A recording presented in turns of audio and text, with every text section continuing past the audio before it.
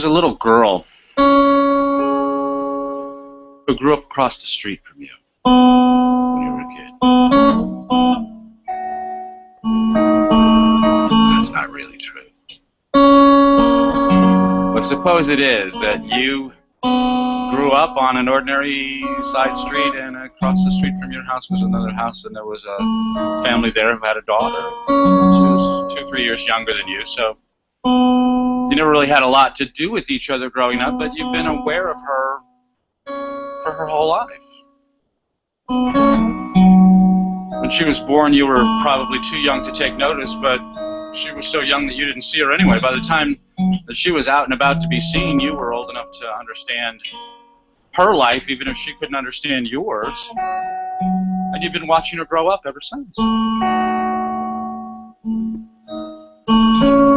It's one of the most amazingly wonderful things about being human, is that we get to watch people live. This is really absent from the official news of humanity, whether it's the official news in the form of academic pronouncements or religious treatises or simply the news, the popular media. Everything is always about the existential, to the extent that it's even rationally true at all. It's about the existential, it's about the temporary, the topical. And we notice people while we're noticing them, and not before and not after, unless we notice them all the time. And when we do, then we get to see them grow, we get to see them change, we get to see them live, we get to see how a human life progresses, like watching one of those time-lapse movies of the life cycle of a plant, where you watch the seedling in the dirt send out little shoots and roots and send out its tendrils skyward to try to find the sun, to try to find a food supply, and it grows bigger and stronger day by day until it's a full adult, and it goes through the seed-making cycle and makes the next generation of seeds and perishes. You see the whole life in time-lapse, so you can really understand it. It happens, you know, a lifespan that takes 6 or 9 months is 60 to 90 seconds to your eyes, and you can see it all. You get to see everything. And you rarely get to see that with other people, with the members of your own family, your parents, your siblings, your spouse, your children, your siblings' children, a very small number of people, maybe 50 people, 100 people if you have a lot of kids, that you really get to see that, and the rest of the universe, huge population of the earth, kind of just goes on without you, and you're not really aware of it. But here's this little girl across the street. I want to call her Pammy.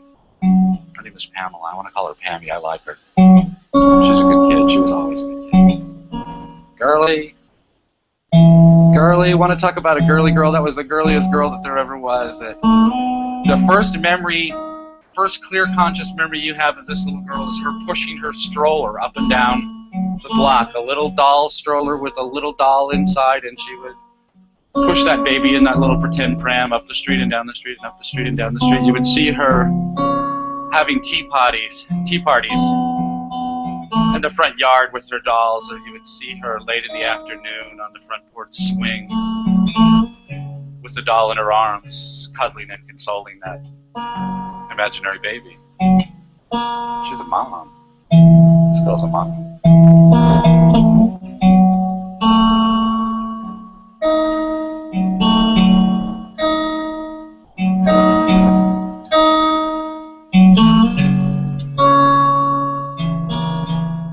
And that's the way she grew up. First with dolls, and then with every stray animal or crippled bird in the neighborhood, and ultimately with pets of her own, and she knew every dog and every cat in the neighborhood, knew them all by name, knew exactly how to play with each one of them, spent time with them every day, went around to make sure that everything was okay for them, just to look out for them, but also just to socialize with them, to be a part of their lives, and for them to be a part of hers. And she wore dowdy, conservative, very girly clothes when she was a child. And she was punctilious in her habits and careful with her schoolwork, and not at all rebellious or troublemaking or troublesome in any way at all. To the contrary, she was kind of quiet, not necessarily meek, but not terribly assertive either, and very, very motherly. She shed comfort everywhere she went.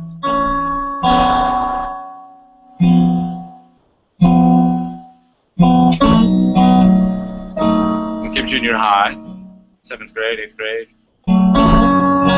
and her little friends start getting interested in boys and clothes and dating and giggling and gum and all the things that teenage girls are obsessed with. And little Pammy wasn't really like that. I mean, she wasn't that kind of a girl. She just wasn't, and yet she's got her friends, and her friends are kind of leaning all over her to do this stuff, and she feels like she has to do it in order to fit in. And the more she kind of resists the pressure that she gets from these girls, the more they make fun of her, and it's kind of clear that she'll either go along or she won't have any friends.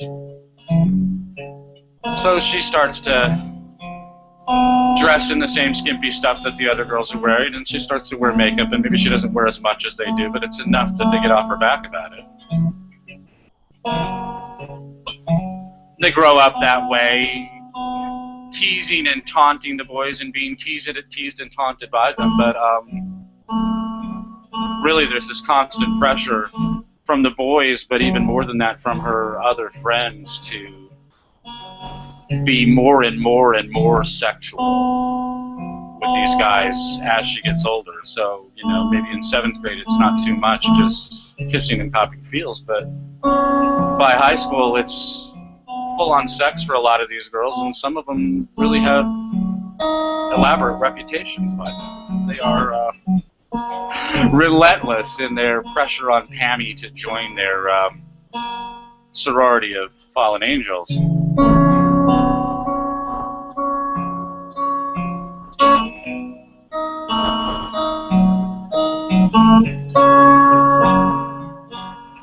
And she really tries to comply with this, but it doesn't appeal to her. It is totally alien to her predisposition, her natural bent for life, her mane, her manner. This is not her life at all. This is not the style of life that she wants to live at all. But the pressure is relentless, and no alternative is offered. There is no place for her to go other than to this group of friends or another one just as raunchy or even worse. She doesn't have any comfortable place that she can go, and there's no one who supports her value structure, her values. The things that she prizes in this world are not prized by anyone, it seems to her, and instead the values of her friends and of the boys that they're constantly gibbering about, it's those values that are the only values that are supported for young people. This is the world she's in. This is the world she knows. This is the only world there is. This is the aquarium she is swimming in. And you can talk all day about alternative aquariums, but she doesn't have an alternative aquarium. She has nowhere else to go.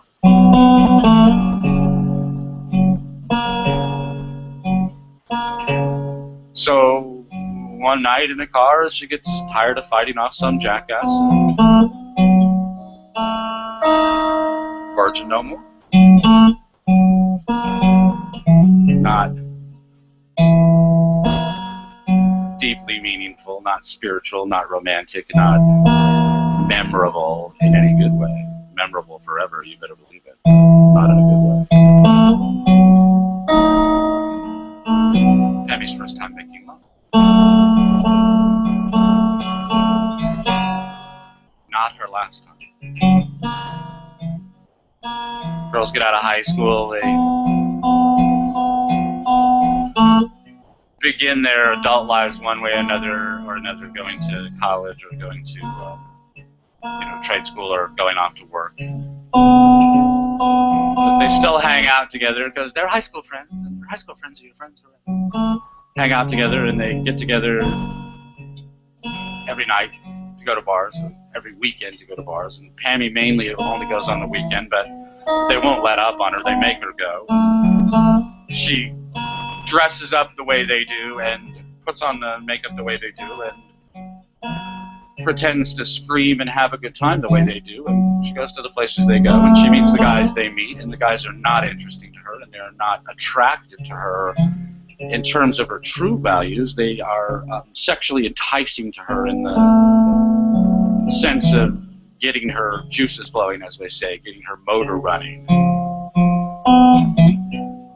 So they're sexually attractive enough for her to sleep with them, but they're certainly not attractive enough for her to want them around in the morning, and they don't want her around in the morning either. And nobody is headed toward marriage, and if anybody is even offering anything like a relationship, it's because there's some ugly ulterior motive involved.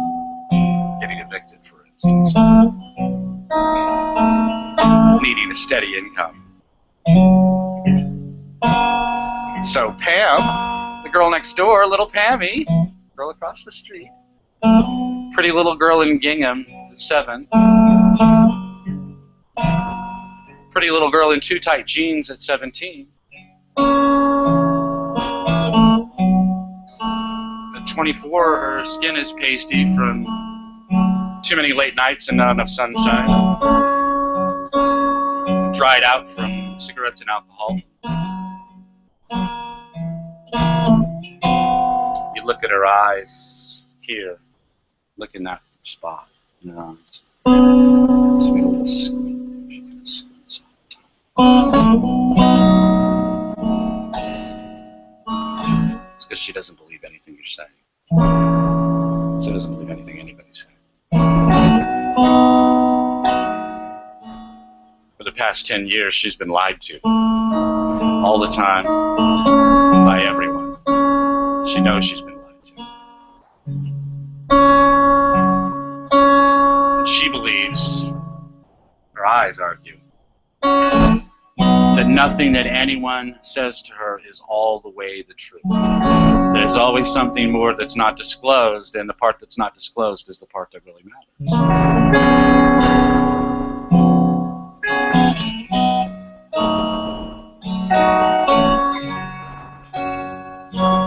Sweet little girl who couldn't do enough for a bird that fell out of its nest when she was 7 years old, and at 24, she doesn't trust anyone.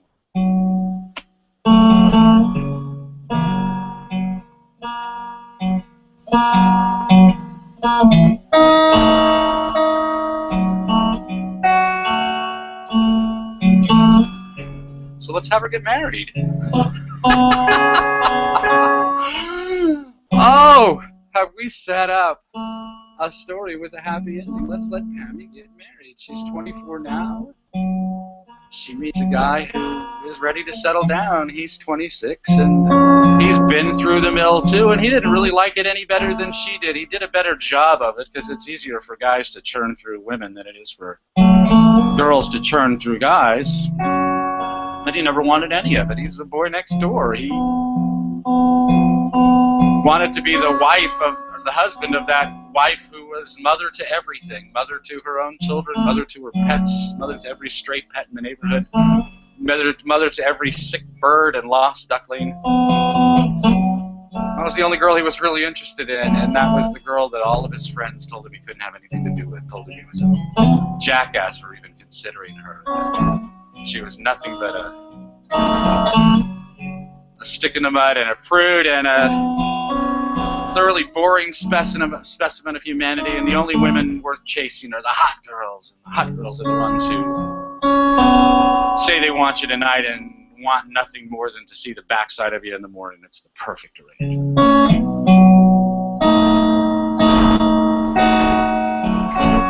So let's call this kid Dan.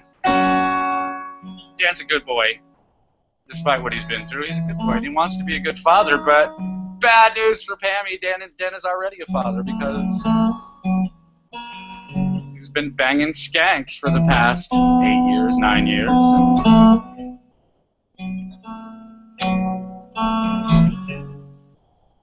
And every once in a while, a shot hits the target despite your best efforts to miss. And he got one of those skanks pregnant, and she turned Dan into a 20-year meal ticket, and he's got a little son that he sees every once in a while and pays for every month.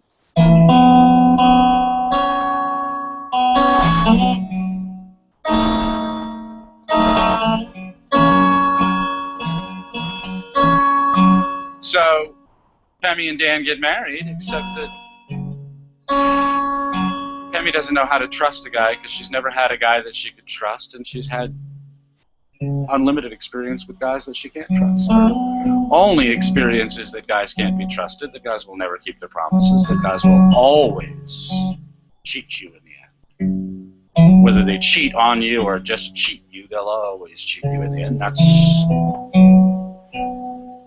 been her experience, and she hasn't challenged it explicitly, philosophically, challenged that idea. It's the motivating premise driving her relationships, all of her relationships with men, and her relationships with women too, because she doesn't trust women to guide her toward her own interests. She expects that everyone, one way or another, is, number one, going to be looking out for their own interests regardless of how it hurts her, and number two, possibly pushing her into error in order to get something that she might otherwise get, or else just to delight in her suffering. This was a sweet little kid who was turned into a sour little woman. And Dan wants to do his best. He always wanted to do his best, but he's lived through one truly hostile sexual encounter after another. Really, love as a battlefield. Literally, love as a battlefield. His ways of attracting feminine attention consist of acting like a jackass, and his ways of getting rid of it consist of engendering feminine contempt, and he's really good at both of those things and almost nothing in between. So they got a hard way to go. Had they married when she was 19 and he was 21, they would have been married forever. It would have been a marriage like your grandparents' marriage. It would have lasted 60 years. I won't say they never had a fight, but they never had a fight that came anywhere close to breaking them up, and that's what Pammy and Dan could have had they married at the right time. But instead, she's marrying 5 years too late. She wanted to have 3 children, and now she's probably only going to have 1, maybe 2, if she's lucky. But she gave away 5 years of childbearing time, the absolute best childbearing years in her life, because she's young. She's young and full of energy. She has no other experience of adult life, and so she doesn't have anything to compare her circumstances to and lament that they're not different. Her husband is in the same situation as her. He's young and full of energy and doesn't know any better. And being that young, if they're both fully committed to the relationship and to the family that they'll build together, they'll build a perfect family. This is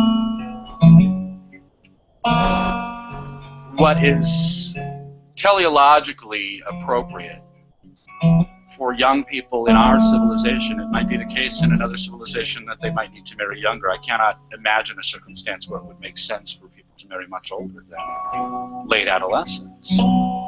And yet here, Pammy and Dan saying I do. She's 25, he's 27. And he's got a kid already.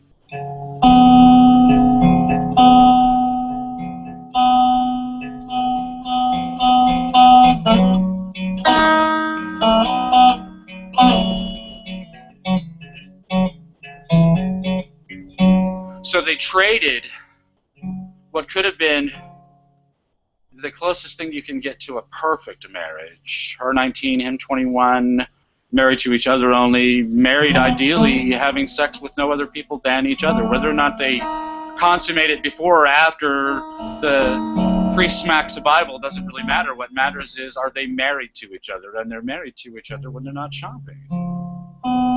And if they meet at, she's 17 and he's 19, and that's when they meet, and they decide immediately that they're not shopping, it doesn't really matter when they say I do. They were married when they stopped shopping. And if the only sexual experience that either one of them has ever had is with each other, then they'll never go shopping because they won't know any better.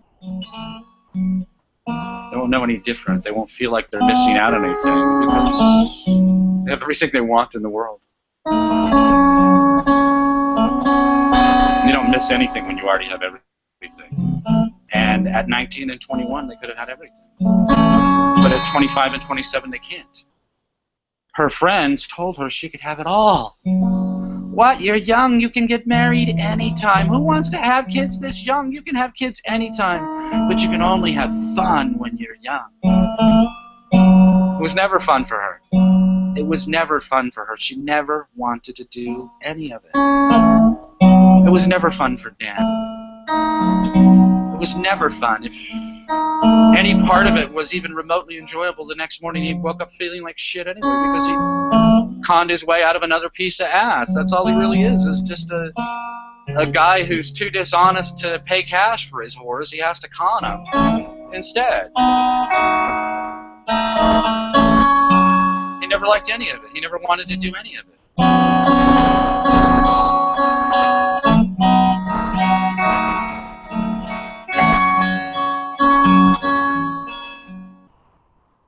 Let me introduce you to the life of living selflessly.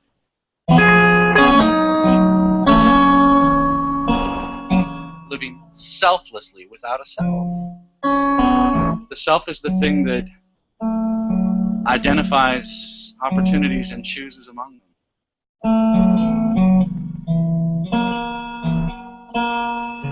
That identifies perils and avoids them. That identifies virtues and embraces them.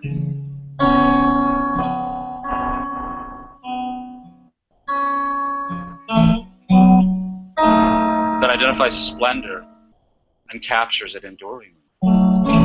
That's the self. Pammy and Dan don't really have one. They do. Everyone does. It's what it means to be a human being, is to cultivate this idea of your life as it is and your life as it could be and should be. Everyone has that idea. Everyone who can listen to this video has that idea in their head.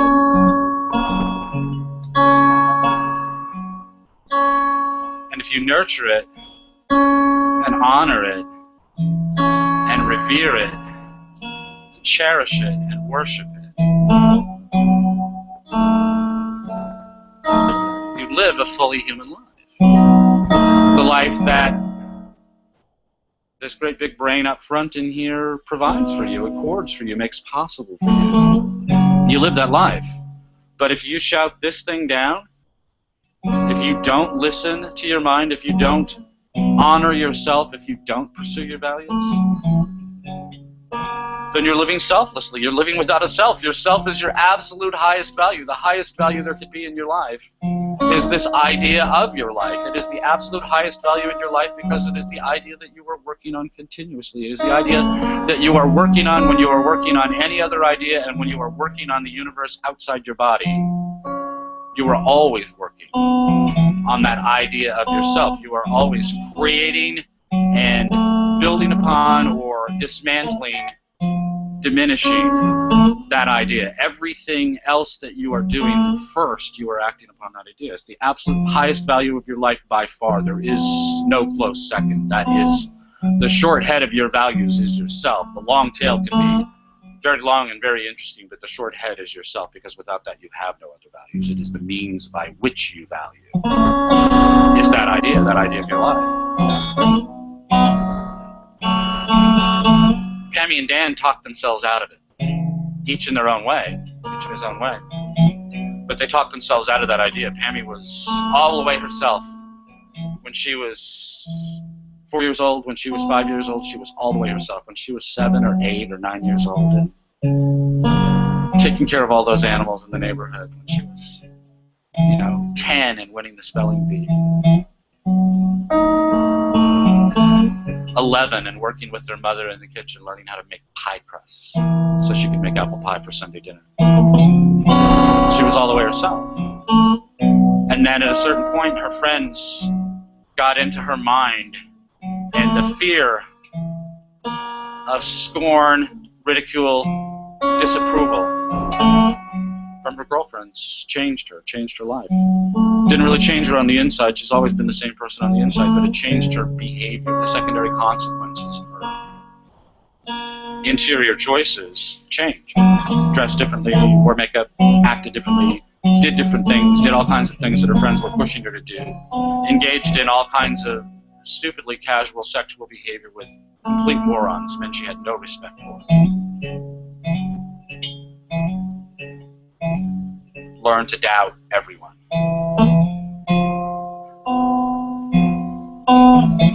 And yet she's still that little girl. She's still Pammy. She still wants to be a mom. It's all she ever wanted to be was a mom. It's all she ever wanted. I mean, you could see it when she was 3, when she was pushing that pretend pram. All she's ever wanted is to be a mother.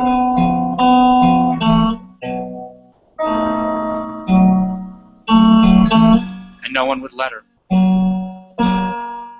No one would let her live out her values. No one would ever let her be who she is. They had to hector her, harangue her all the time to be something other than what she is. She went along with it. She caved. And she gave up a substantial amount of the happiness that she might have had in life. She might have had that perfect marriage with Dan or some guy like Dan, marrying at 19, popping out 3 kids, maybe 4 kids. Brownies, Den Mother, Girl Scouts, PTA.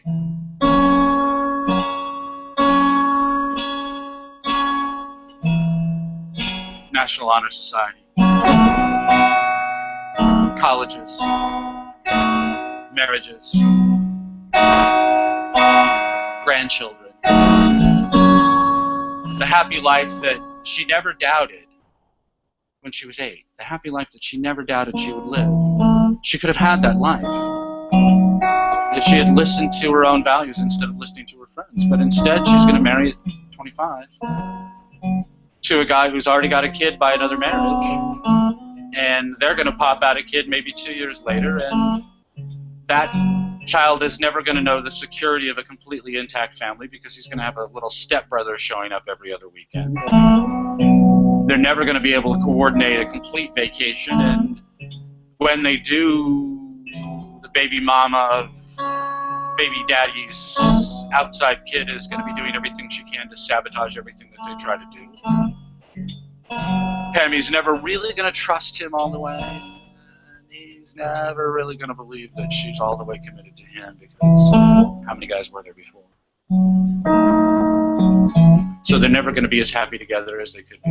Their family is never going to be as happy as it could be, and their vacations are never going to be as good as they could have been. Nothing will be as good as it might have been had they hewed, had each one of them hewed to his own values, had they lived by their own values and not let other people rule them in this way. And that literally is the case. It's not, well, it's not. It's not that other people are ruling them. It's that they are volunteering to be ruled by other people. And it's even worse than that because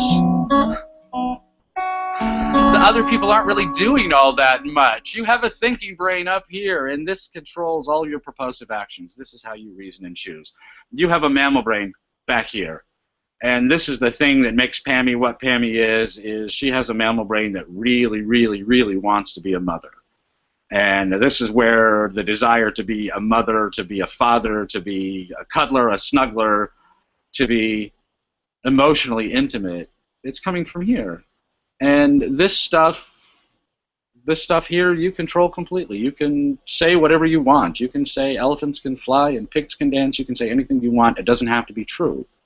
This back here has its own agenda, and you can't control it. Further back, snake brain has its own agenda also, and you can't control that either. Both of these brains are subordinate to this one, and this one is the boss. It decides what's going to be done. But the other two are never going to stop doing what they're doing. They're never going to stop. Snake brain's always going to behave like a snake brain. The mammal brain's always going to behave like a mammal brain. And it's the thinking brain's job to corral these two components plus everything else in the body and to drive them all toward the end that's chosen by the mind.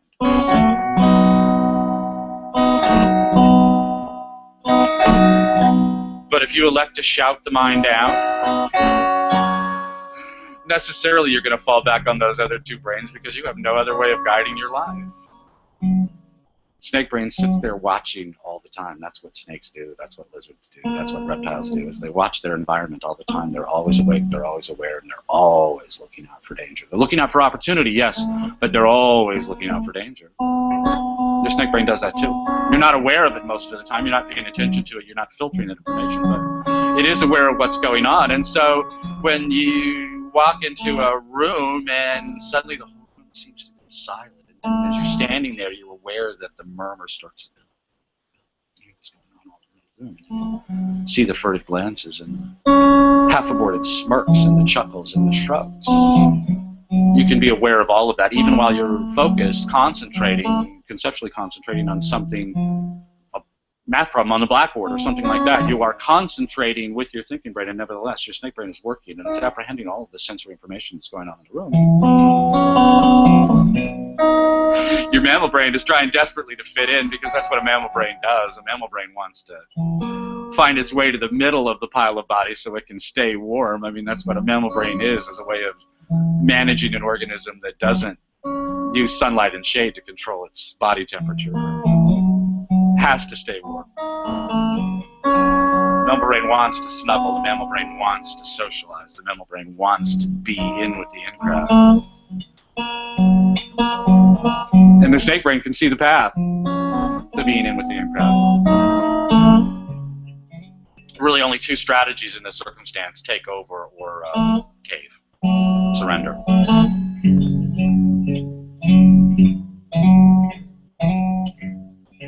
And even the putative leader of this group, the one who has taken over this group, may be in a situation where he's going to have to surrender and cave the next room that he walks into, the next group he joins. Every group of people has this kind of a politics going on continuously. And you are aware of it at some level, even if you're not consciously aware of it. And if you're not consciously aware of it, chances are you are acceding, surrendering to it without your conscious knowledge. You're just going along with things because that's the way things are going, and you're not resisting, and you're not really campaigning for things, but you're not campaigning against them, and you're just going along.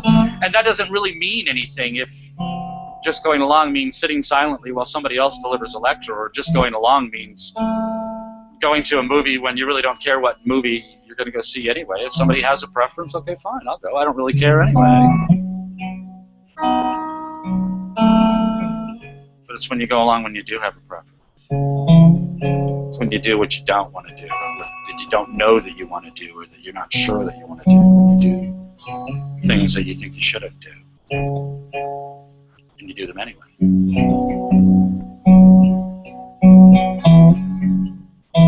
Because you're afraid of being excluded from this group. You're afraid of being scorned or mocked or ridiculed, but even if it doesn't go that far, you're afraid of being shut out, or you're afraid of not being invited from now on. So you do things you don't want to do things you think you should not do, you think are morally wrong, you think are inappropriate for you to do, that they will result in enduring damage to your mind, to yourself, to your idea of yourself, and yet you do them anyway.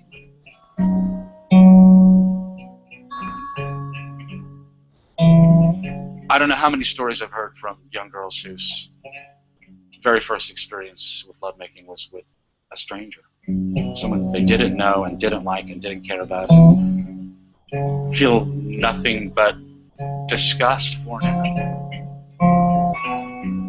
This is utterly amazing to me. I can argue for chastity, and when I use the word chastity, I have to be careful because people hear all kinds of things that I don't mean, but as far as I'm concerned, you should not be making love with anyone that you are not married to. And I defined marriage before. It's when you're not shopping.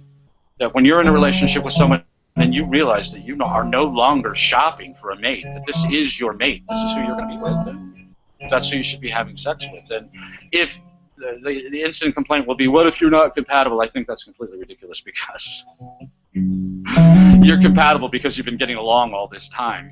You can't stand not to be around her. She can't stand not to be with you. She wants to go with you 250 miles one way to pick up a spare part for your car because she wants to take a 10-hour trip with you, not because there's any other reason. She just wants to be alone with you for 10 hours. you're compatible. The sexual hardware will work just fine. But if you insist that you have to find out if you're compatible before you can say for sure if you're done, okay, then if you know for sure that you're committed and you have sex and it really doesn't work, okay, fine, then you're divorced. I don't believe it. I don't believe that would happen that way, but go right ahead. But as far as I'm concerned, that's the nature of chastity, is you should not be making love with anyone. Not making love. Anyway, you can't be making love because there is no love. You should not be having sex. You should not be engaged in sexual friction with someone that you're not married to. Ever. Ever. This is going to result in more damage to yourself in the instant moment and in your memories than any benefit that you could get from it. The benefit is fleeting, momentary. If there's any benefit at all, and I promise you for 50% or more women, there is no benefit whatever from casual sex. None. Just another ugly memory, and that's all. But whatever benefit there might be is fleeting, and the regrets that will result from this, and the ugly habits that you will develop over time, and the ugliness generally that you will cultivate in your character far outweighs whatever benefit you might think you're getting. It's just a terrible idea, but it's a much worse idea when you're young. Much worse, because you have no experience, and therefore your experience can be perfect. When you have no experience in advance of having that first experience can be perfect. If you go about it the right way, if you take the time to find someone that you really admire and really love and really respect and really want to be with all the time, and cultivate that relationship until you know that the two of you are married, till you know that you're married to each other, that you are not shopping, neither one of you is shopping, and you won't be shopping from now on. You're done shopping. And you take the time to prepare yourselves and learn what you're doing so that you can do a good job that first time. I mean, there's no reason in the world to take your first cross-country voyage without a map, and that's exactly what people do when they go to have sex. Not just the first time, but the first 300 or 400 times. Maybe every time in their life they do it without a map, without any sort of preparation. But prepare yourself emotionally, prepare yourself physically, prepare yourself intellectually, and bring everything you have to it. Do everything you can to make it beautiful, to make it the most perfect possible experience, and then your first experience for each of you will be perfect. And so will your next one. And the one after that, and the one after that. And you will never have bad sex, ever, but you will never have anything less than truly perfect sex. Your experience will be that sex is always perfect, because sex has always been perfect for you. It's never been anything else. Whereas, if you throw away 10 years of progressively more soul-soiling dating from 14 to 24, that you're dating and leaving ineradicable stains in your memories, one after another after another. And only then do you get to a kind of lovemaking that's really whole and complete and pure and wholesome and soul-enriching. Only then do you get to that kind of lovemaking. It's not normal. It's not the way things should be. It's not to be expected. And it may be that every time that Pammy and Dan make love for their entire marriage, it will be perfect, and I hope it is. But they will never know that experience of lovemaking always being perfect, because they will have soiled their experience of lovemaking again and again and again by engaging in random sexual friction with boobs. Idiots, morons, losers, skanks, people for whom they have no respect, and you can tell they have no respect by the terms they use to describe them. They have no respect for these people. I hated that woman so much that I stuck my penis in her twice. We live in a sick world. We live in a sick world that is dominated by sick philosophies, sick ideas. And the worst of those ideas are inflicted upon the young. The very worst of those ideas are inflicted upon the young. Pammy is not all there can be to the world of girls. Different girls have different values. Dan is not all there can be to the world of young guys. Different guys have different values. But kids with good values have nowhere to go, no one to turn to, no ideas that they can turn to say, yes, I am justified in behaving this way. I am justified in taking my life seriously and taking my education seriously, in working gradually toward my goals and working consciously and explicitly toward my goals to make sure that I actually achieve them. Being forthright and forthcoming about my motivations with the women that I meet, so that I'm more likely to meet a serious woman, so that I'm more likely to meet Pammy. Because I've been looking for Pammy for years and I can never find her. All I see are skanks. And Pammy's been looking for Dan really since she was a little girl.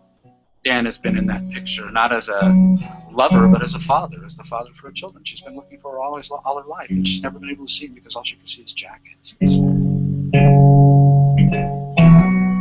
Cunt hunts, cunt hounds, pussy pussies. This is ridiculous, this is silly, this is stupid, this is evil, this is wrong. Do away with this in your mind. I can help. I can help.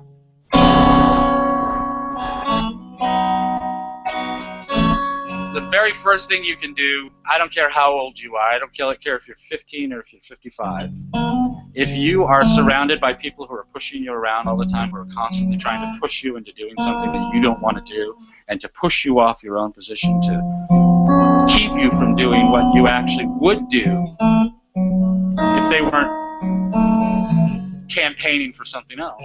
The very best thing you can do with those folks is get them out of your life. Get another crowd. Get rid of them.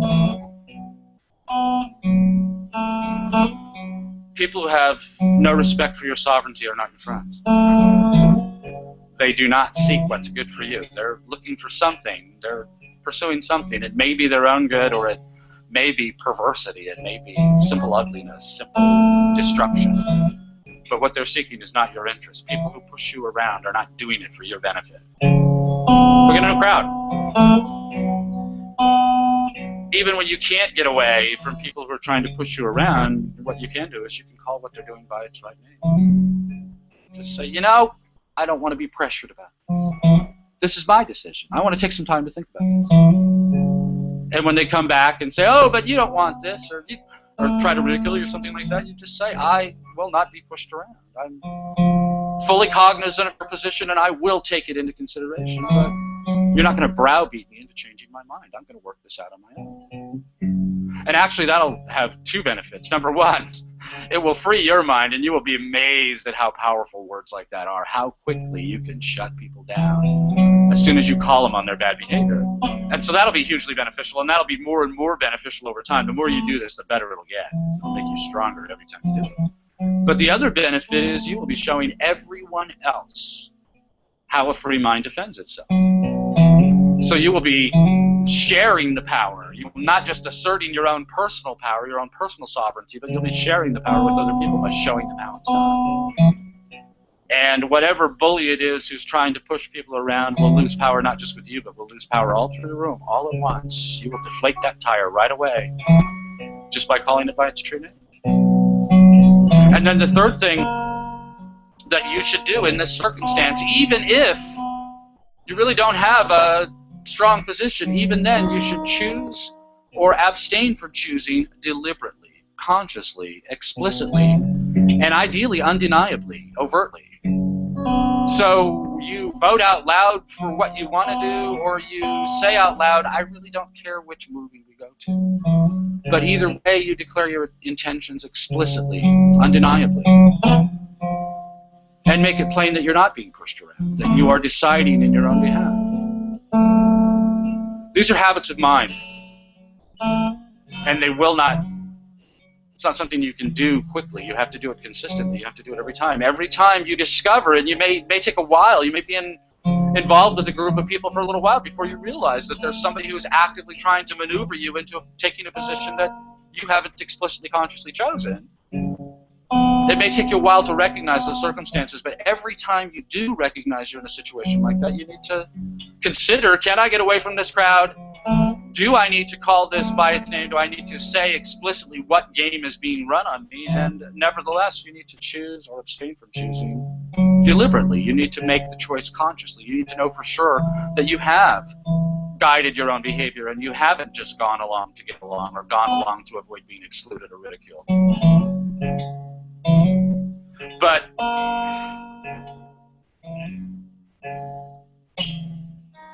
when people talk about selflessness, they're always talking about charity. They're always talking about sacrificing your pecuniary values, particularly money, things, sacrificing those values for the sake of the poor or whatever. And that's just camouflage. That's just a decoy. That's not what selflessness is at all. Selflessness is what Pammy did. Selflessness is what Dan did. Deliberately, consciously, intentionally refusing to do what you want to do in order to do what somebody else wants you to do instead. The more you do that, the more selfless you are. And if you do it all the time, how is that different from being dead?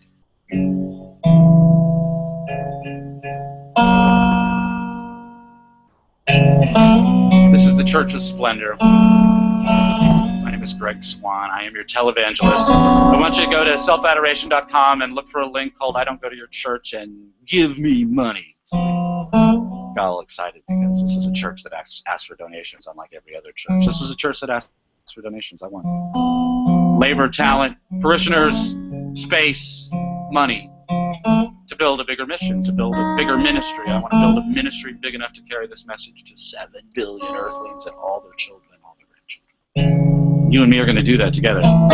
You don't know it yet, but you're going to be a key part of this effort. I'm really grateful in advance for all the work you're going to do. But the work you're going to do first, the work that Dan is going to do right away, the work that Pammy's going to get on right away, the work that you're going to do first, is regaining control of yourself. That's what you're going to do. Before you can ever spend any significant time with me, you're going to regain control of yourself, because there ain't nobody who hates what I have to say like Pammy's friends. So you can listen to them or you can listen to me, but you won't listen to the two of us for long.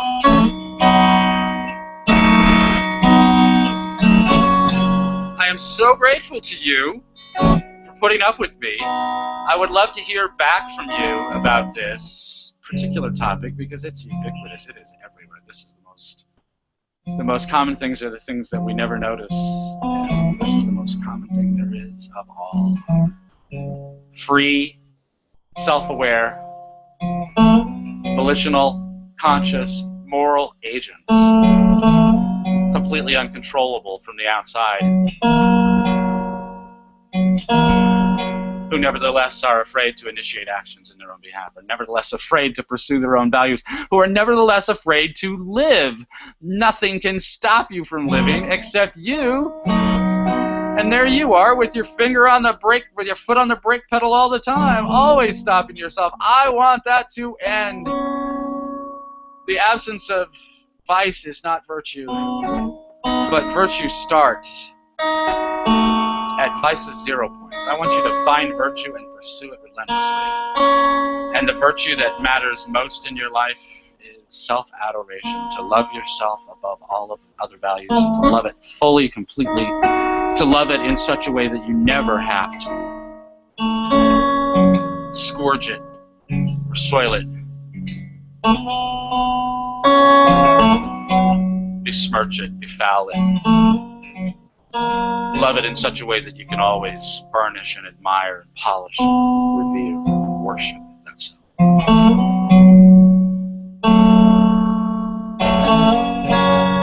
So bless you. Thank you so much. Have a great day. I will talk to you next week.